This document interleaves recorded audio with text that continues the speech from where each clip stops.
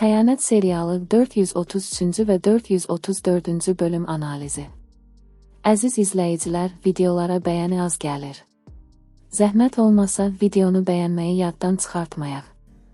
Tahirin özbaşına hərəkəti həmişə ona ziyan verirdi, ancaq bu dəfə sonu yaxşı qutardı.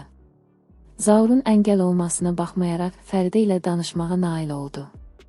Ərinin zəhrimarın təsirindən özündə olmamasını nəzərə alan Fəridə sonuncu dəfə ona şans verərək evə qayıtdı.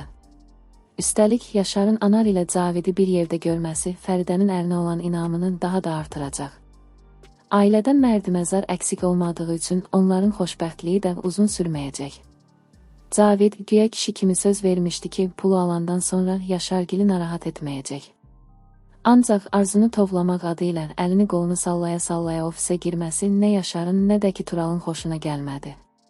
Tural baxır ki, pul verdikcə Cavid qudurur, onun anlayacağı dil ilə qarşılıq verərək yumruğunu işə saldı.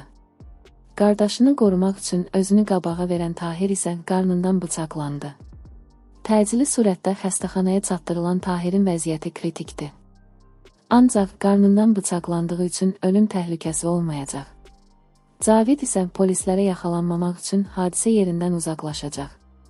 Tahirin vəziyyətinin pis olduğu xəbərini alan Almaz ilə Fəridə ailəlikcə xəstəxanaya tökülüşəcəklər. Böyük ehtimalla Arzu özünü günahkar hiss edib Tahirə görə Yaşarla birlikdə xəstəxanada olacağı üçün Almazın gözü kəlləsinə çıxacaq. İzlədiyinizə görə təşəkkürlər. Dəyərli izləyicilər, videoları bəyənməyi, paylaşmağı və kanala abunə olmağı yaddan çıxartmayın. Digər təxmini analiz videolarında görüşənədək.